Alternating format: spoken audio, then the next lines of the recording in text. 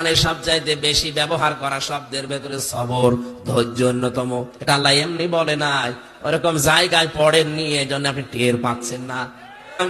আমাদের আগে জেল থেকে বিদায় নিয়েছে, দুনিয়ার জীবন ছেড়েছে, কারারক্ষী আমার বলছিল, হুজুর এই লোকটার যেদিন ফাঁসি হবে, সন্ধ্যাবেলা আমার ডিউটি শুরু হয়ে গেল। ওনারে বললাম, স্যার মাত্র 3 ঘন্টা আছে, আপনি প্রস্তুতি নেন। উনি আমারে বলছে, কারারক্ষী ভাই এখনো 3 ঘন্টা আছে, আমি 2 ঘন্টা ঘুমিয়ে নেই। দেখলাম ঠিক ঘুমিয়ে গেল। 9টার সময় আমরা ডাক দিলাম, ওঠার পরে গোসল করে ওযু করে নামাজ 2 রাকাত পড়লেন। সুন্দর জামা কাপড় পরে মনে হচ্ছে লোকটা শ্বশুর বাড়ি যাওয়ার জন্য ব্যস্ত হয়ে গেছে। কারারক্ষী তোরা বালি চোখের পানি ফেলে দিয়ে বলছিল, হুজুর আমার তো আশ্চর্য লাগে, যার 3 ঘন্টা পরে ফাঁসি সে লোকটা বলছে আমি 2 ঘন্টা ঘুমিয়ে নেই। ঠিক দেখলাম ঘুমিয়ে গেল। তো লোকটার ঘুম আসলো কি করি, আমার মাথায় ধরে না। জেলখানায় সবচাইতে বেশি সমস্যা ঘুমের। ওখানে যত আরামেই থাকেন না কেন ঘুম আসতে চায় না, এই জন্য সবচাইতে বেশি চলে ঘুমের বড়ি। আমরা ঘুমের বড়ি খেয়ে ঘুম আসাতে পারি না, অথচ যার মাথার উপরে দড়ি ঝুলে আছে মাত্র 3টা ঘন্টা, সে লোকটা বলছে যে আমি 2 ঘন্টা ঘুমাই, তুমি 1 ঘন্টা আগে ডেকে দিও। এটা কি এমনি এমনি বলা যায় মনে করছেন? অত সহজ বিষয় না। শুনে যত আনন্দ লাগছে, এটা অত সহজ না। খালি ধৈর্যের নাম শুনেছি জীবনে, ধৈর্য যে কি, কেমন করে ধৈর্য ধরা লাগে, প্র্যাকটিক্যাল লাইফ আমি নিজে ধরে দেখিয়ে এসেছি। এত কঠিন জিনিস। যে লোকটা বলছে আমি 2 ঘন্টা ঘুমিয়ে নেই, ওই লোকটার ছেলে গুম হয়ে আছে, তাও সাধারণ ছেলে না, ছেলে ব্যারিস্টার। বাংলাদেশ না, বিশ্বের ভেতরে যদি 10টা ম্যাগনেট থাকে, সে একটা লক্ষ লক্ষ মানুষের কর্মসংস্থান তৈরি করে দিয়েছে।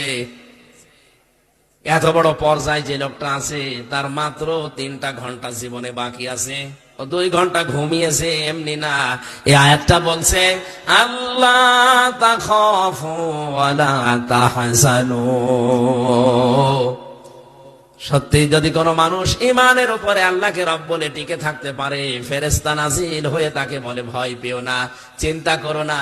মুফাসসির লিখেছেন, কিসের ভয় কিসের চিন্তা? ফেরেশতা তার কানের কাছে এসে বলে, আল্লাহর বান্দা তোমার হয়তো চিন্তা হতে পারে যে আমার ছেলেটা গুম হয়ে আছে, কি হবে তার? আমার স্ত্রী বিধবা হয়ে যাবে, কি হবে তার? আমার মেয়েটা ডাক্তার, কি হবে তার?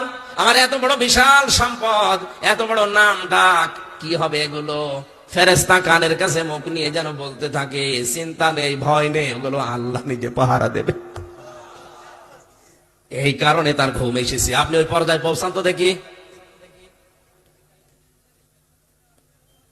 পরের শব্দ আরো কঠিন, ওয়াবশিরু বিল জান্নাতিল্লাতী কুনতুম তুআদুন। আল্লাহ পাক বলেন, ফেরেশতারা কানের কাছে মুখ নিয়ে কথাও বলতে থাকে, কোনো ভয় নেই, কোনো চিন্তা নেই, ওগুলোর চিন্তা টেনশন সব আল্লাহ নিয়েছে। তুমি জান্নাতের সুসংবাদ গ্রহণ করো, ওই তাকাও তোমার জান্নাত দেখা যাচ্ছে। যার ওয়াদা আল্লাহ করেছিলেন, ফেরেশতারা তখন তার সাথে হাসতে খেলতে আর বলতে থাকে, নাহনু আউলিয়াউকুম ফিল হায়াতিদ দুনিয়া ওয়া ফিল আখিরাহ ওয়া লাকুম ফিহা মা তাশতাহি আনফুসুকুম ওয়া লাকুম ফিহা মা তাদউন নুজুলাম মিন গফুরির রহিম।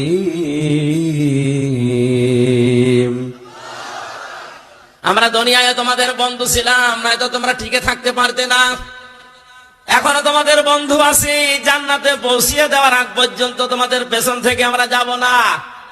এমন জান্নাতে পৌঁছিয়ে দেব যেখানে চাওয়ার আগে জিনিস পাওয়া যায়। বাড়ি যেয়ে বলবে সুবহানাল্লাহ। আমার কথা ছিল কি, যেই মানুষগুলো কোরআনের কাছে আসে, এটা যেহেতু ওপেন কিতাব, গোপন না, এই জন্য এর কাছে যারা আসবে বুঝে শুনে, তারা আবার গোপন থাকতে চায় না। দুনিয়া একদিকে চলে গেলেও তারা ওপেন হতে চায়। হযরত ওমর যেদিন কোরআনের কাছে এসেছিলেন, ডায় নবী কোরআন সত্য না মিথ্যা, নবীজি সঙ্গে সঙ্গে জবাব দিয়েছেন, এটা হক, আমার আল্লাহর বাণী। এটা সত্য কথা। হযরত ওমর বলেন, হে নবী, সত্য জিনিস গোপনে থাকবে কেন? আপনি আমারে অনুমতি দেন, আমি এই সত্য কোরআনের পক্ষে একটা মিছিল করে আসি। তিনি মিছিল নিয়ে কাবার চত্বরের দিকে গেলেন। লিল্লাহে তাকবীর, লিল্লাহে তাকবীর, লিল্লাহে তাকবীর। ঘরের জানালা দরজা খুলে কাফেরেরা দেখে মিছিলের সামনে হযরত ওমর। তাড়াতাড়ি জানালা দরজা বন্ধ করে বলছে, দরকার নেই, ওর সামনে গেলে মাথা থাকবে না। আজও যারা ইসলাম নিয়ে বান্দরামি করছে, আমি নাম নিলাম না, এই ষড়যন্ত্রকারীদের মুখোশ কিন্তু উন্মোচন অলরেডি হয়ে গেছে। আপনারা থামেন, সুযোগ দিচ্ছে না বাংলার জনগণ, সুযোগ দিচ্ছে, থামেন। এভাবে যদি করতে থাকেন, 64 জেলা থেকে এক একজন ওমর যদি বের হয়, অর্থ পাবেন না।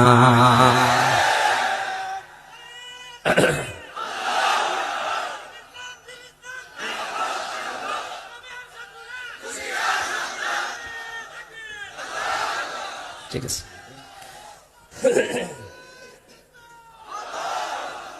সূক্ষ্ম সূক্ষ্ম কয়েকটা ষড়যন্ত্র আমার প্রায় 34টা ধরা পড়েছে। আমার এই ছোট মেধাই, এই যে আব্দুল কুদ্দুস ভাই একটা বইও নিয়ে এসেছেন, ধরিয়ে দিয়েছে। এটা যদি শুধু সিলেবাসে থাকতো, কসম আল্লাহর কিছু বলতাম না। আজ হয়তো সিলেবাসে আছে, কালকে রাষ্ট্রীয় ভাবে নিজেরা আইন পাশ করে সংসদ থেকে বলবে এটা করা লাগবে। শরীফ থেকে শরীফা, এটা অত সহজ বিষয় না। সকালবেলা একজন বলছে আমি শরীফ, বিকালে বলছে না আমার যেন শরীফা মনে হচ্ছে।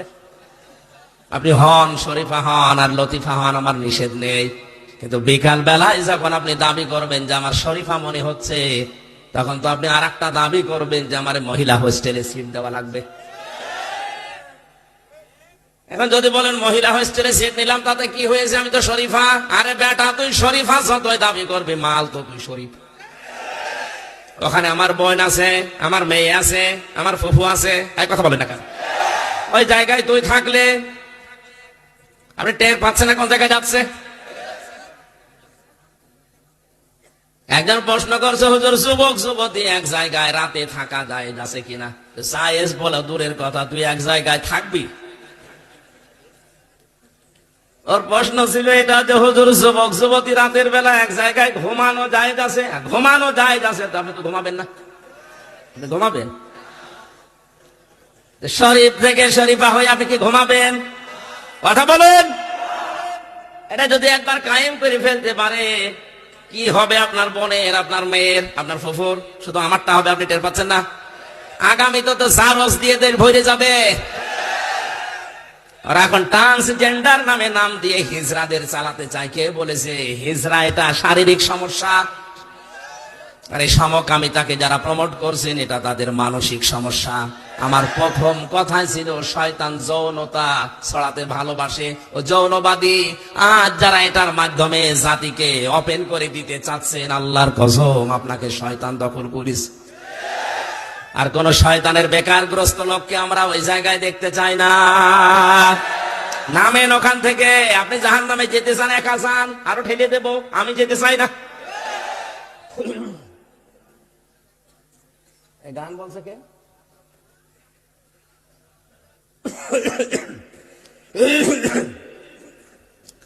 কোরআনে কারিম হচ্ছে স্পষ্ট কিতাব, এর কাছে আসলে আর কেউ গোপন থাকতে চায় না, ওপেন হতে চায়। আপনাদের সিরাজগঞ্জের সন্তান মাওলানা সাহেব, আমি যতদিন ওনার সাথে গেছি, সেই ছোটবেলা থেকে উনি কোরআনের পক্ষে কাজ করেন। এতগুলো মামলা তার মাথার উপরে, প্রত্যেক সপ্তাহে 4 দিন 5 দিন তার কোর্টে হাজিরা দেওয়া লাগছে। এই মুরব্বী মানুষটা একজন